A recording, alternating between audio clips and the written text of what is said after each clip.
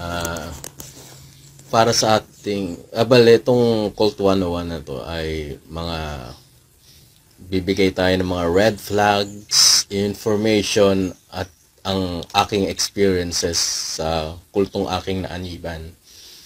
Yan. So, ayun. Para sa ating first episode, magtatalakay tayo ng isang red flag or isang key points para malaman natin kung ang isang kulto ay ang isang religious organization or sect ay isang kulto. Ayan. Kasi ako, galing akong Catholic Church. Ayan. Kaya naisipan kong gumawa nitong vlog kasi kanina, nag-jogging ako, kumain ako ng KFC, then nakita ko from kinaupuan ko sa labas, doon yung yung dati kong choir member sa Catholic Church, nasa Catholic pa ako. Dalawa kami nagigitara. Ayan. Nakita ko siya dun sa labas, nagigitara kasama yung mga bagong mga choir member. So, that was ayun. Naalala ko yung 14 years ago nung umalis ako sa Catholic Church. Kasama ko siya. So, ayan. Kaya ako gumawa nitong vlog para sa awareness natin na hindi tayo maanib sa isang kulto. So, ang isang key point or red flag ay sasabihin nilang sila daw ang totoo. Sila ang totoo. Ayan. Sasabihin nila sila lang daw ang maliligtas. Or, kung hindi man sasabihin nila Diyos ang hahatol daw sa labas, sila matik. Basta gagawa lang daw ng tungkulin or ganyan. Yan ang sasabihin nila. Or, malaking porsyento sila lang ang maliligtas. Or malaking percent sila ay maliligtas. Yun ang sa mga key point na dapat nating tignan kung tayo sasali sa isang religious organization. Hindi ko na sabihin kung ano yung naaniban kong kulto. Kung ano yun, bahala na kayo kung anong Basta yun. Ayun, talagang 14 years ago, napanood ko sa TV yung isang magaling magsalita. Lahat ng mga religious organization, dinibate niya. Lahat takub. Ang galing. Talagang malupit. Kaya napaanib ako. So, ayun. Sasabihin nila, sila lang totoo. Tapos, lahat ng mga aral nila, nakasulat. Nakasulat sa Biblia. Ayan. Nakasulat sa Biblia. Lahat ng nasa Biblia, yun lang ang kanilang tinuturo, yun lang kanilang ginagawa. And then one time, nung namatay yung dati naming kinikilalang sugo, naungkat na yung mga issues. At isa sa mga issues na naungkat is yung gumawa sila ng nightclub sa Brazil. Ayan. Isa sa mga turo nila is bawal kang uminom ng alak. Bawal kang magtinda ng alak. Sisitasan ka pa ng lahat, kahit anyo ng masama, layuan mo. Ayun. So, anyo pa lang ng alak, lalayuan mo na. Yun ang tinuturo. So, doon ako bilib dati. Pero, what the heck? Nagtayo ng nightclub. May alak. Tapos, district servant pa yung nagtitinda or nagsaserve ng alak sa... Hindi ko nasabihin kung ano yung tinayo nilang resto na may alak. Bukod pa yung nightclub. Ayun. So, yun. Di ba? Nakakagago lang na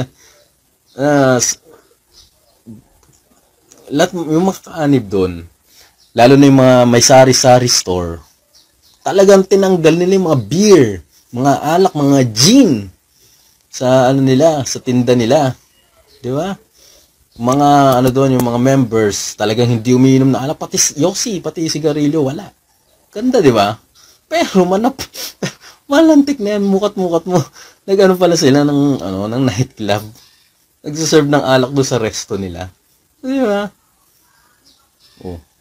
Yung mga members nila, pag may ano kayo dyan, mga tindang alak, tanggalin nyo na yan.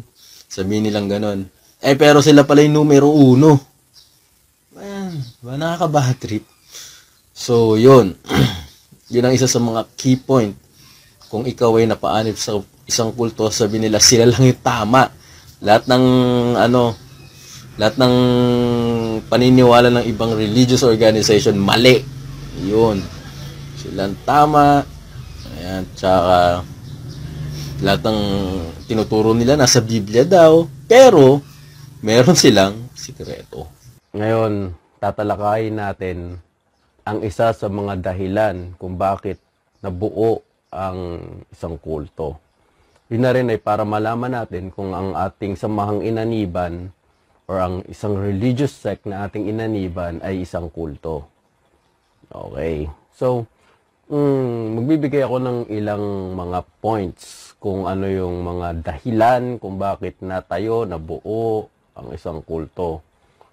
Una, dahil sa fame or kasikatan. Ayan. Pangalawa ay sabihin natin power o kapangyarihan. At ang isa ay wealth or pera, kayamanan, salapi. Yan. At marami pang iba. Marami pang mga dahilan kung bakit kung bakit nabubuo ang isang kulto. Ayan. So ngayon, natatalakayin nating dahilan kung bakit mayroong mga kulto ay ang pera. Okay. So, parang sa tingin ko, yun yung number 1 na kung bakit nagkakaroon ng mga kulto. Example na lang, si Kibuloy. Ba? Nagtayo siya ng kulto or ng, sabi niya, religious sect. Ayan. Nagtayo siya ng isang religion. Pero hindi alam ng mga member na ang isa sa mga dahilan niya kung bakit siya nagtayo ay pera. Alam mo bakit? Punta ka ng Cubao. Sabi natin, kain ka ng KFC. Bigla na lang may lalapit sa yung bata. Pwede po bang makahingi ng pera kasi pambaon ko lang sa school. Yung iba naka-uniform, nagtitinda ng sampagita. Ayan. Tapos pagtatanungin mo, kay Kibolo yan Ayun. Pati mga, minsan kadalasan yung mga naman lilimos, nagtitinda ng ballpen. Ayan, yun yung mga bata ni Kibuloy. Alam mo bakit? Kasi di ba sa Senate hearing, ayan, nasabi na yan, napag-usapan na nila sa Senado o sa Kongreso. So, ayun. So, isang, yan, si Kibuloy. Okay, yung inaniban ko namang kulto, hindi ko nasasabihin kung ano yun, bahala na kayo kung ano yun, ayan. Meron silang way kung paano sila makakalikom ng pera. So, ayun. Isa sa mga naging dahilan nila kung paano nila, bakit nila binuo nila sa tingin ko ay sa pamamagitan ng ay dahil sa salapi or dahil sa wealth. Ayan. So para malaman mo kung ang religious sa sect na inaniban mo ay baka mamaya kulto, ang dahilan nila kung bakit sila nabuo ay salapi or wealth. Ayan. So paano mo malalaman? May yung ibang kulto talagang magaling magtago na sekreto Sabi nila, ay wala sa amin yan. Hindi kami mahilig hindi yung mga leader namin hindi nangunguha ng pera, hindi nila kinakalakal yung salita ng Diyos. Yan. Yung isa sa mga nagustuhan ko kung bakit naanib ako sa isang kulto. Hindi ko alam na kulto pala yun. Oo. Magpapaskil pa sila sa mga dingding nila. Sabihin, hindi po kami kumukuha ng pera o ng abuloy sa mga hindi pa namin kapananampalataya. Ayan. Tapos pa nila pag dito. Magpapaskil pa sila ng Bible verse. Yung 3:1:7 ng 1. Ayan. Or yung ikatlong 1:7. Ayan. Yan ipapaskil nila sa mga yan. So, parang magkakaroon niya ng ng psychological na effect sa'yo. Uy, galing nito ah. Hindi pala sila pera-pera. Hindi katulad ng mga religious org na pinanggalingan ko dati na nangunguha ng tithes, mga ganyan. So, ayun. Pero, kapag pumasok ka na, or umalib ka na, sandamukal na hingian na yun ng pera. Kapag ang inaniban mo ay bigla kang manggigil trip, sabihin nila. Oh, kapag hindi mo tinulungan ang puno mo, walang hiya ka. Ayan, sasabihin sa'yo ng mga mga workers, mga elders. Ayan, kasi sasabihin nila yung leader nila is nagpagal, ayan. So, kailangan yung mga member, kailangan magbigay din. Pero syempre, pag una ka pa lang, bago ka pa lang, dadahan-dahanin ka nila eh. Sasabihin nila, kung baga sa baby, gatas pa lang yung yung kakainin mo. At pag habang tumatanda ka na, pwede ka nang kumain ng karne. Ayan. So, yun, ganun. Pag nakita na nila na matindi yung pananampalataya mo na talagang committed ka, isasama ka na nila sa sa core group. Ayan. Core group, yun yung na pinagkukuhanan nila ng pera. O kaya, kung mas matindi pa yung pananampalataya mo, gagawin kang officer, gagawin kang group servant. Ayan. Sila ngayon yung mga ang tawag doon, mga nag-aabono. Kunyari, may ibabagsak yung sentral sa mga lokal, sa mga chapter. Bababa sila ng mga produkto. Kailangan pili ng mga kapatid, ng mga members. Ayan. So, syempre, sabi nila, hindi naman kayo pinipilit eh. Ganyan. Pero, on the back of the mind ng mga members, sabi nila, ay, yan, para sa gawain. Yun na yung nila, secret weapon or secret word or magic word. Para sa gawain. Ayan. So, syempre, para sa gawain to, naglilingkod ako sa Diyos. Kailangan kong magbigay ng pera para lumagana ang salita ng Diyos. Pero, makikita mo na lang, yung mga leaders, ang daming mga magagarang sasakyan. Ayan.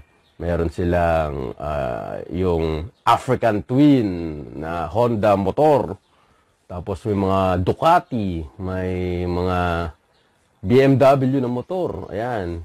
Tapos mga Hammer na sasakyan, may Lamborghini. Ayan, may Lamborghini. Sa kapag patayo sila ng maraming mga businesses. Ayan. So, yun. Yung makikita mo yung mga lokal nila, mga chapter nila, mga maliliit, ang papangit ng mga bahay-sambahan. Ayun, pero yung mga businesses, yun ang una. CR pa lang, matindi na, pwede mo nang tulugan. Pero yung mga maliliit lang chapters, local chapters, wala. So, yun. Yan ang isa sa mga dahilan kung bakit nabuo ang kulto. Ayun, meron ako sa inyong i-recommend na series sa Netflix. Isa siyang documentary. Doon nyo malalaman lahat ng mga points about cults or kulto. Yung how to become a cult leader. Ayun. Doon pa lang hindi nyo na kailangan manood sa sa vlog ko, pero dito naman, magbibigay tayo ng mga experiences sa mga cult. At ang ating tatalakayin ngayon, kung paano natin malalaman kung ang ating inaanibang sect or religious organization ay isang kulto. Okay. So, pag-aaralan natin ngayon ang control. Ayan. Common sa halos lahat ng mga cult ay meron silang control sa kanilang mga members. Ayan. So, paano ba to? Yung control na yan. So, kinokontrol nila yung mga members nila sa maraming aspect behavioral, emotional, pati physical appearance. Ayan. So, paano ba yan? So, kukontrolin ka nila siguro. Kasi yung people are susceptible to fear. Ayan, alam natin yan. Kasi pag nagkaroon ka na ng fear, makokontrol ka nila. Diba? Kasi dito, lalo na sa ating bansa, mga religious yung yung mga tao. So, naniniwala karamihan sa Biblia. So, yung mga religious cult, gagamit sila ng Biblia para mag-instill sa mga members nila ng fear. Ayan, sabi nila, ito, nakasulat sa Biblia, ganito. Pag ito hindi mo ginawa, maiimpyerno ka. Pag ito ginawa mo, maiimpyerno ka. So, pag yan nilabag mo, ayan, impyerno ka. So, kakaroon ng fear ang mga people. Pag nagkaroon ng fear, kontrolado mo na sila. Ayan. For example, si Jaime Gomez sa sa US. So, nakontrol niya yung mga members nila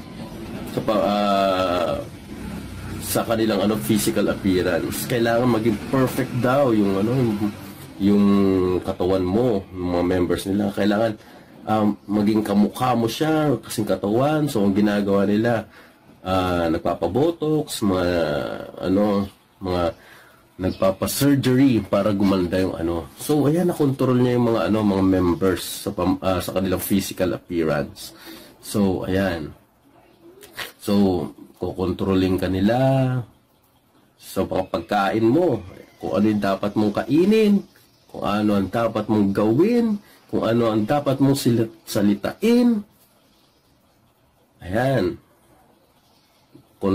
Kontrolado nila yan. So, kakaroon ka ngayon ng fear.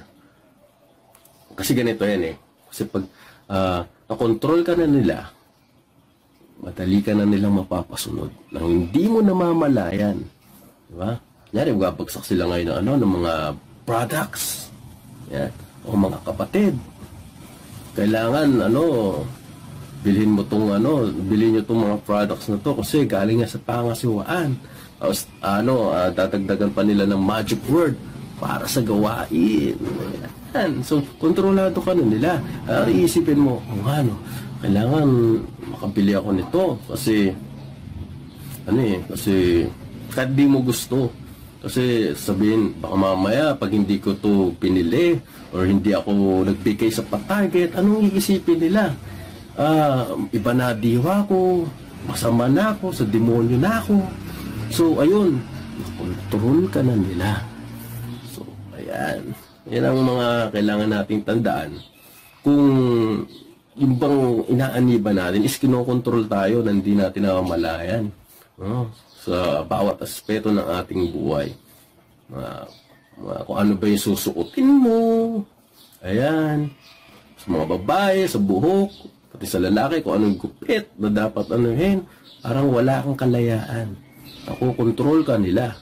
So, kapag nakontrol ka nila, magiging passive income yan sa mga leaders ng mga kulto. Diba? So, ayan. So, yan ang ating ngayon, control.